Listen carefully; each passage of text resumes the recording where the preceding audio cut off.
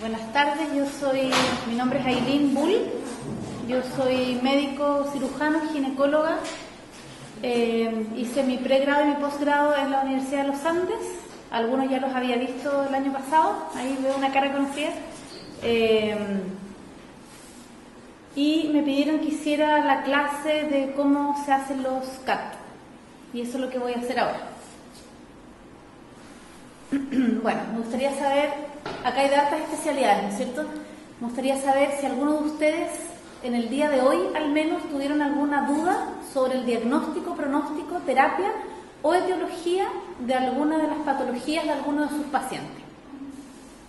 Ya, tú dices que sí. Sí. Ya, a ver, compártela a todos. La dosis de reflexión secundaria de nuestro. ¿Ya? La dosis de aspirina, insulina.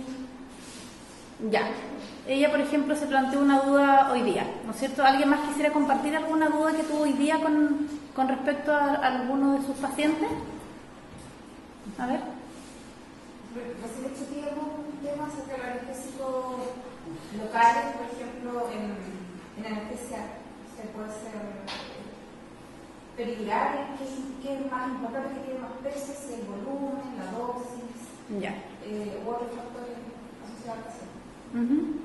Bueno, la verdad es que siempre van a existir dudas, aunque nosotros lleguemos a ser muy buenos doctores o muy experimentados con muchos años de experiencia, la verdad es que siempre van a haber dudas y se dice que el más experimentado por lo menos va a tener 5 dudas en el día, al menos de alguno de estos temas, ya sea terapia, pronóstico, etiología o diagnóstico con alguno de los temas de sus pacientes, ¿ya? Me gustaría saber cómo lo resolviste tú. ¿Qué hiciste para aclarar esa duda? Nada todavía, ya está stand-by la duda. Ah, ya. ¿Y tú? No, todavía, pero lo acabamos de conversar. Ya. Perfecto. Yo tengo una duda. Bueno, para que me pregunte cómo lo hice. ¿Cómo? Para que me preguntes cómo lo hice. Ya, a ver, ¿qué duda tuviste tú? Si tenía algún rol el reflujo alcalino en los pacientes con la laringomalacia. ¿Cómo? Si tiene algún rol ¿Ya? en cuanto a la biología, el reflujo gastroesofágico alcalino ¿Ya? en pacientes pediátricos con laringomalacia. Ya, perfecto. ¿Y cuándo tuviste esa duda? ¿Hoy día? La tuve hace una semana ¿Ya? y para resolverla fui a PubMed. ¿Ya? Perfecto. Es lo que me quería compartir. ¿Dónde fui? A PubMed. ¿Y lograste aclarar la duda? Parcialmente. Parcialmente, ya. Bueno, esos son uno de los problemas que nosotros tenemos a diario, que tenemos que saber cómo resolver, y muchas veces, como nuestra profesión es de aclarar sobre la marcha, ya que se llama, en educación médica se llama reflexionar sobre la marcha, porque nosotros podemos saber mucho, pero de repente nos vamos a encontrar con algo que no tenemos idea y vamos a tener que resolverlo muy rápido, y muchas veces con el paciente ahí, ¿ya? Entonces, yo los quiero invitar a contarles más o menos de qué se trata el CAT. ¿Alguien tiene idea hasta ahora qué es un CAT? ¿No?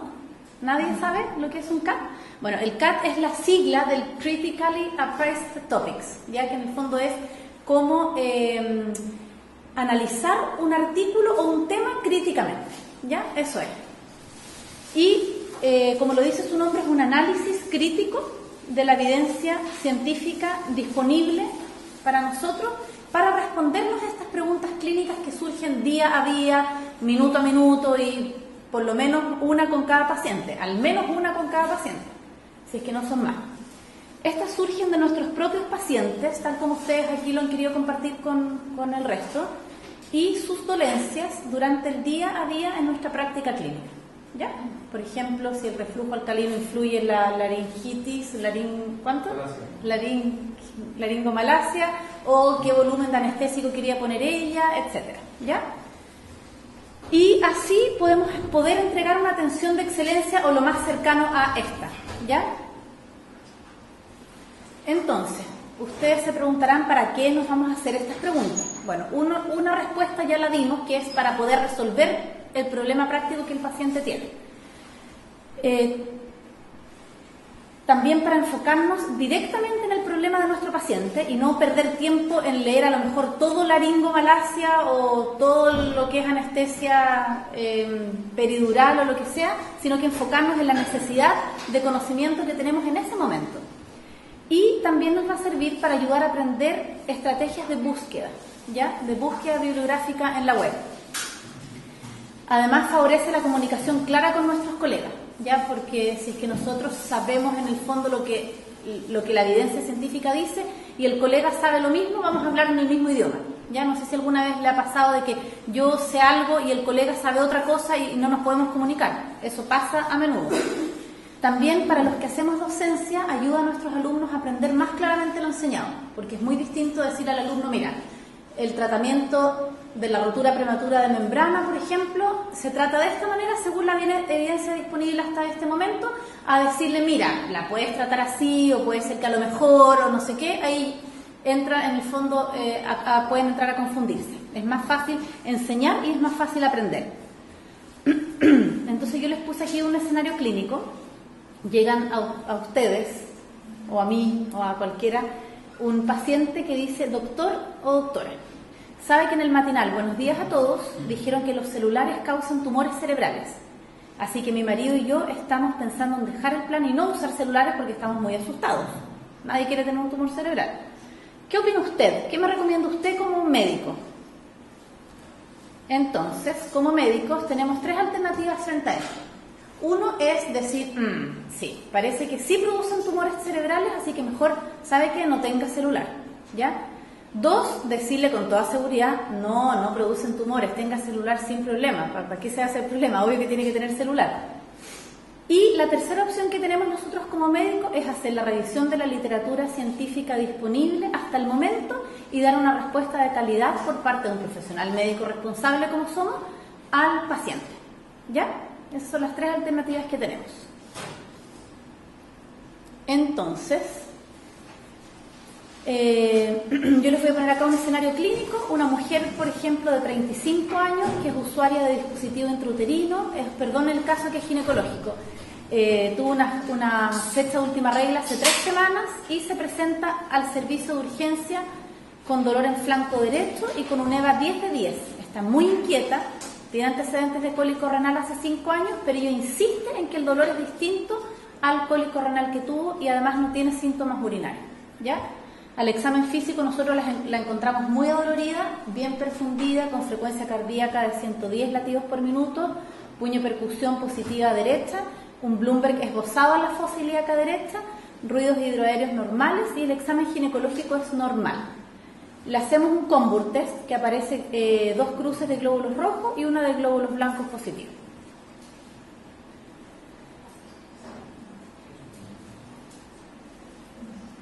Acá parece que me salté una diapositiva. Ya, entonces hay 2 tipos de preguntas.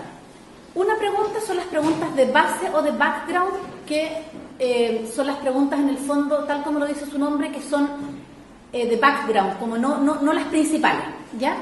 Y se refieren al conocimiento general de una condición o de alguna enfermedad, por ejemplo, la fisiología, la fisiopatología, etc. E implica aspectos propios de una enfermedad, ¿ya? Son más frecuentes en estudiantes, ¿ya? Se supone que mientras un profesional médico más sabe en el tiempo, menos de estas preguntas se va a hacer porque en teoría ya lo sabe y más preguntas de las que vienen después de las foreground se va a hacer, ¿ya? Entonces, las preguntas en base a este caso, a este escenario clínico que yo les puse de background serían, por ejemplo, ¿cuáles son las causas de dolor en fosa ilíaca derecha en una mujer que puedan alterar el Combur test, por ejemplo, ¿ya? ¿Cómo un cólico renal puede producir irritación peritoneal? ¿Ya? Y después tenemos las preguntas de foreground o de primer plano, que son como las más relevantes para la práctica clínica, que se supone que el profesional médico, mientras más sabe, más de este tipo de preguntas se va a hacer, que son de diagnóstico, de pronóstico, de daño o tratamiento, que fue lo que yo les había mencionado al principio, si habían tenido alguna duda de ese tipo, ¿ya? Implican al paciente o el problema de interés y hay una intervención principal, ya por ejemplo la exposición, un factor de riesgo, una prueba diagnóstica, un factor pronóstico, algún tratamiento de alguna patología, etc. Hay comparación de intervenciones Y por último, obtenemos un resultado clínico de interés. Son más frecuentes en clínicos con mayor experiencia. Y las preguntas del tipo CAT, entonces, son preguntas de foreground, ¿ya? Lo que vamos a hacer en el CAT son de este tipo de preguntas.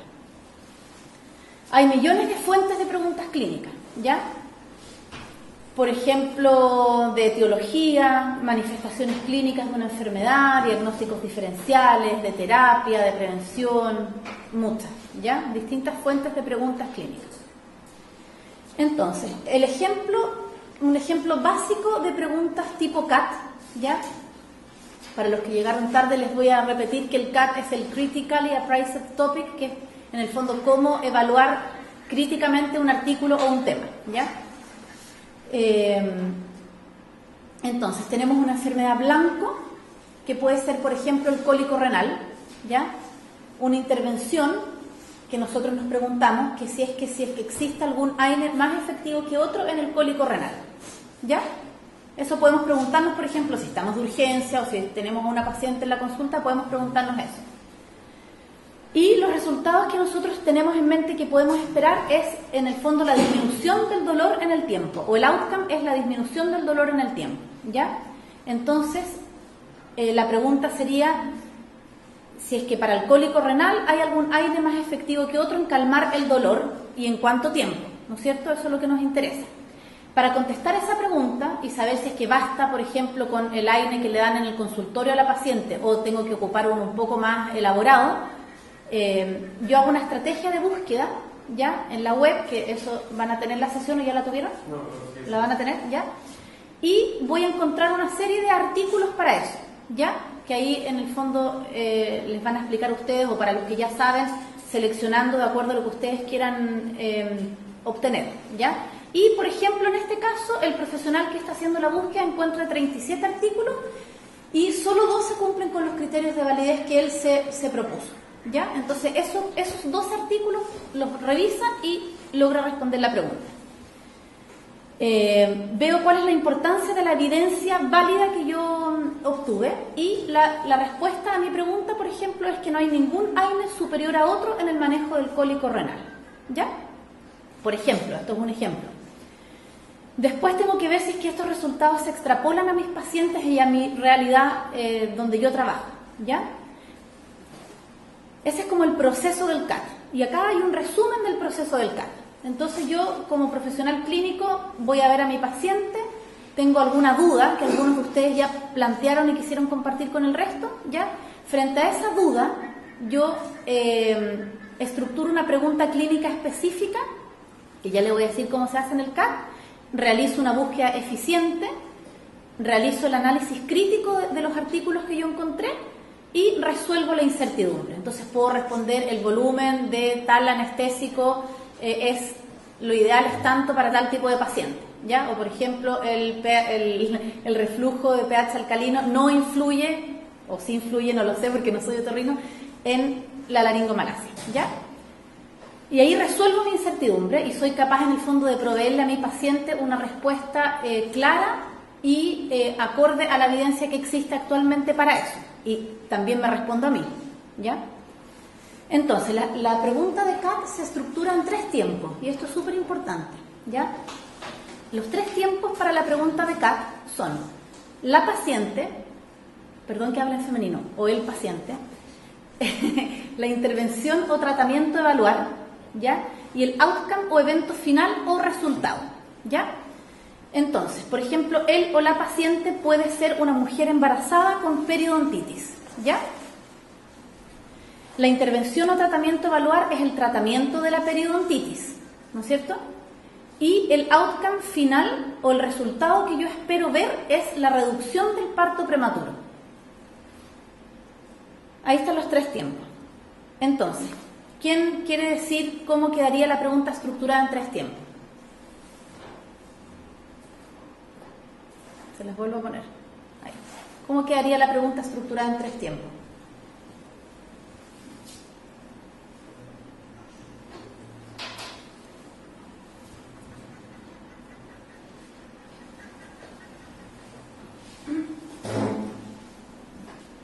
Estoy tapando algunos. ¿Alguien se anima? ¿Nadie? ¿Ah? ¿Cómo? No, respecto a este ejemplo, por ejemplo. ¿Cómo quedaría estructurada una pregunta clínica con estos 3 tiempos de mi paciente o de mi pregunta?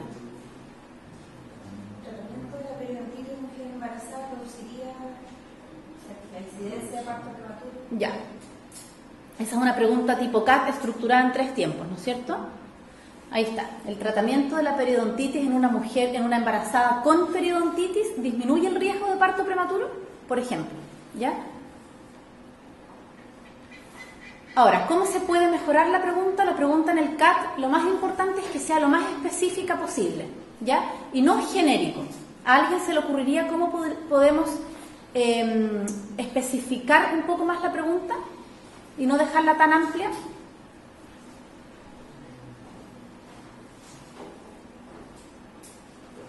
Por ejemplo, yo les voy a decir. El tratamiento de la periodontitis en embarazada con periodontitis avanzada, ahí yo ya agrego algo que es un poco más específico, ¿ya? Sin otros factores de riesgo para prematurez, también agrego algo más específico, como por ejemplo lo es ser sana, un embarazo único y con una longitud del cuello uterino mayor a 3 centímetros, ¿ya? Ahí como que lo especifiqué harto. Disminuye el riesgo de parto antes de las 34 semanas, más específico todavía, ¿ya? Pero a la hora de hacer la búsqueda del partner, ¿cómo yo voy enlazando Es que claro, va a haber una sesión especial para eso, ¿ya? Porque mientras más específico, más fácil te van a salir los resultados. Por ejemplo, puedes poner parto o embarazo menor de 34 semanas, ¿ya? ¿Y por qué hay que hacerlo tan específico? Porque si yo lo hago más general, me van a salir más artículos. Les van a salir millones de artículos, entonces es imposible llegar a hacerlo. Muy difícil, requeriría mucho tiempo, ¿ya? Y en general las dudas son dudas súper puntuales las que a uno le aparecen. Yo también tengo entendido que tienen capítulos de teología, daño, pronóstico y cada uno de esos, ¿ya? Pero les voy a hacer como un adelanto. Los estudios de teología y daño se refieren a una asociación causal entre algún factor y una enfermedad, como lo es, por ejemplo, el ser fumador y el cáncer de pulmón, ¿ya? Y para ello sirven los estudios de cohorte y los estudios de caso control.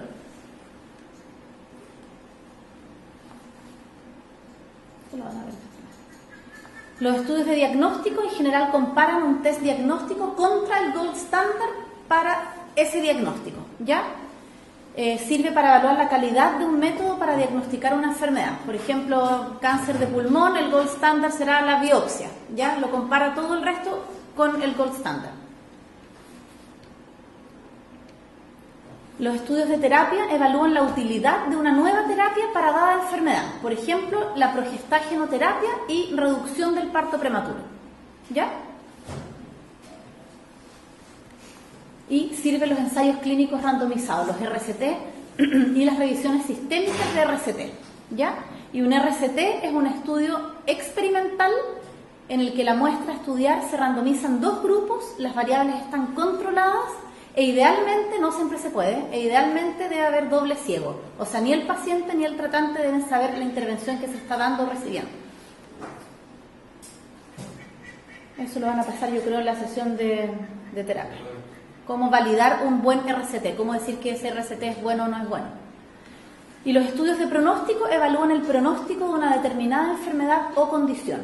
Por ejemplo, la mortalidad del cáncer de ovario en etapa 1C a 5 años plazo, ¿ya? Sirven los estudios de cohorte, los RCT y los de caso y control. Y se pueden medir hartas variables.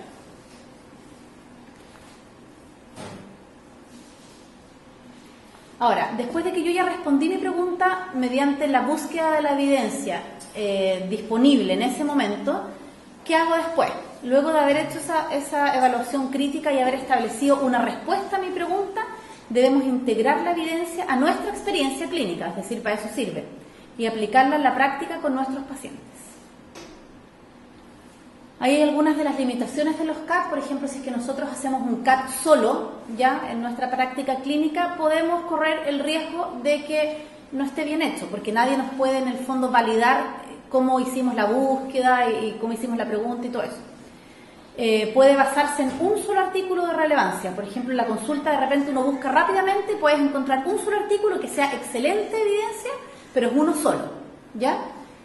Y si la búsqueda bibliográfica fue mal hecha, obviamente yo puedo obtener un resultado súper distinto a que si la búsqueda bibliográfica fue hecha de otra manera. Pueden salir cosas súper distintas, ¿ya?